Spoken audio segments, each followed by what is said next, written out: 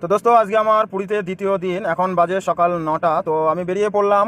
এই দাদার দুটো বাচ্চা আছে, বাচ্চা দুটোকে নিয়ে একটু সমুদ্রর পাড়ে ঘুরতে।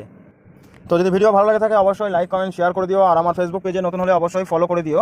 তো চলো সামনে আগিয়ে গিয়ে আরও কথা হচ্ছে। আর এটা পুরো মাটির রাস্তা, মানে লাল মাটি, তার জন্য রাস্তাটা খুব ভাঙা, ওই জন্য খুব আস্তে আস্তে গাড়ি চালাতে হচ্ছে। আর আমার হোটেল, এই আমার ডান দিকের যে হোটেলটা দেখতে পাচ্ছ এটাই আমার হোটেল। আমাকে পিছন দিক দিয়ে ঘুরে আসতে হচ্ছে, তার জন্য হোটেলটা সামনের দিকে পড়ছে, মানে এর গেটটা পিছন সাইডে আর কি। তো অনেকটা ঘুরে আসতে হচ্ছে। এই হোটেলটা পার করছি আমি, এই একদম লাস্ট ফ্লোরে আছি। তো চলো যাওয়া যাক, সামনে আগিয়ে গিয়ে আবার কথা হচ্ছে। তা দোস্ত কথা বলতে বলতে চলে এসেছি আমি বর্তমান যে মেন রোডটা, ডান দিকে সমুদ্র আর বাঁ দিকে টোটালটাই পুরো হোটেল আর কি, কিন্তু একদম পুরো ফাঁকা। মানে এটা আমার হোটেল থেকে বেশি দূরত্ব না, 3 কিলোমিটার মতো দূরত্ব। তো সামনে আগে গিয়ে দেখি কোনো জায়গায় পার্কিংয়ের জায়গা আছে কি, আর যদি পার্কিংয়ে না রাখি তাহলে রাস্তায় রাখলে যে কোনো সময় ফাইন করে দিতে পারে। তার জন্য আমাকে পার্কিংটা আগে দেখতে হবে সবার ফার্স্ট। আর 2 নম্বর কথা, এখানে মানে এত জোরে জোরে সমুদ্রর যে জলের ঢেউটা আসছে, এত আওয়াজ হচ্ছে মানে বলার মতো না। মানে গাড়ি থেকে নামলে দেখতে পাবে, কারণ এখন গাড়িতে কাঁচ ফাঁস বন্ধ, তো ভালো শোনা যাচ্ছে না। তো চলো সামনে আরও আগিয়ে যাই, পার্কিংটা কোন জায়গাটা পাই সেটা দেখি, তারপরে কথা হচ্ছে। তো এই সামনেটা দেখছি অনেক গাড়ি পার্কিং করে আছে, তো এদের পাশে কোনো জায়গায় রেখে দিই। এখানে পার্কিং সেরকম নেই যে পার্কিং করে রাখবো, তো চলো এখানেই ঢুকিয়ে রাখি। এই সামনের এই জায়গাটা, এই টোটোগুলো আছে, এই টোটোগুলোর সামনে ওখানে অনেক গাড়ি আছে, ওটা হোটেলের পার্কিং, ওখানে ঢুকতে দেবে না, তার জন্য এই সামনে এই গাড়িটার পাশে এখানে লাগিয়ে দেবো। লাগিয়ে দেওয়ার পর তারপর হাঁটতে হাঁটতে সমুদ্রর পাশে, মানে রাস্তার ওই পাড়েই সমুদ্র আর কি, মানে বেশি দূরত্ব না। তো এই জায়গাটা ফাঁকা পেয়েছি, এখানে একটা ঝাড়খণ্ডের গাড়ি আছে, এর পাশেই লাগিয়ে দিই।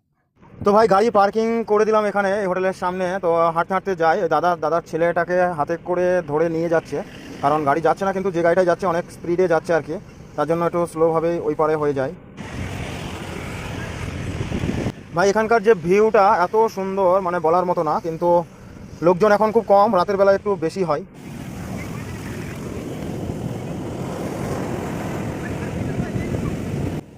ভাই কালকে যেখানে গিয়েছিলাম সেখানের থেকেও এখানে জলের যে স্রোতটা, মানে ঢেউটা অনেক বেশি, কারণ ওখানে ছিল একটু হাইট ছিল বলে তার জন্য পুরোপুরি ঢেউটা আসছিল না, মানে অনেক বালির উঁচু ঢিবি ছিল। তো এখানে একদম মানে সমান আর কি, তো অনেক দূর থেকে ঢেউ নিচ্ছে আর চলে আসছে।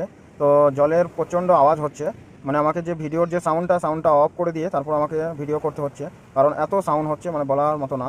আর এদিকে প্রচুর লোক আছে, অনেক লোক স্নান করছে। তো দুপুরবেলা তো প্রচণ্ড হারে রোদ, তার জন্য মানুষ একটু কম আছে, মানে বিকেল টাইমটা একটু বেশি হয়। তো চলো সমুদ্রটাকে একটু উপভোগ করে নাও।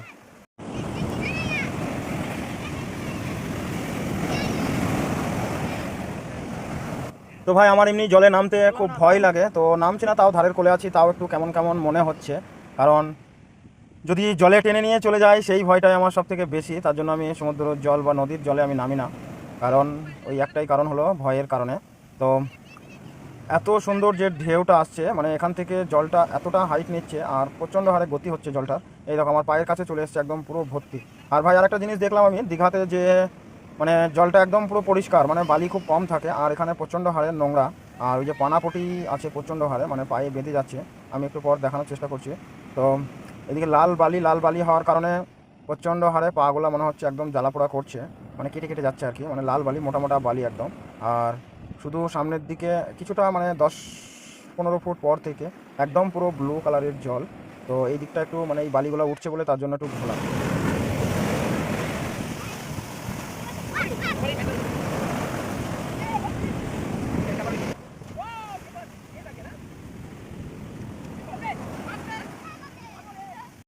এইদিকে যে ভাই এত জোরে জোরে ঢেউ আসছে, মানে বলার মতো না আর কি, কারণ যত বেলা হচ্ছে তত জোয়ারটা একটু বেশি হচ্ছে। দেখো কিরকম জলের কিরকম আকার নিচ্ছে দেখো একবার। আর এদিকে দেখো পুরো পানাপটি পুরো ভর্তি, মানে এত নোংরা জল পুরো। দেখো পানাপটি, এই দেখো পানাপটি পুরো ভর্তি হয়ে গেছে, মানে স্নান করার মতো অবস্থা না, মানে গায়ে হাতে একদম পুরো নোংরায় ভর্তি হয়ে যাবে। আর এদিকে পরপর মানে জোয়ারের চাপ একটু বাড়ছে, তার জন্যই এত স্রোত হচ্ছে আর কি।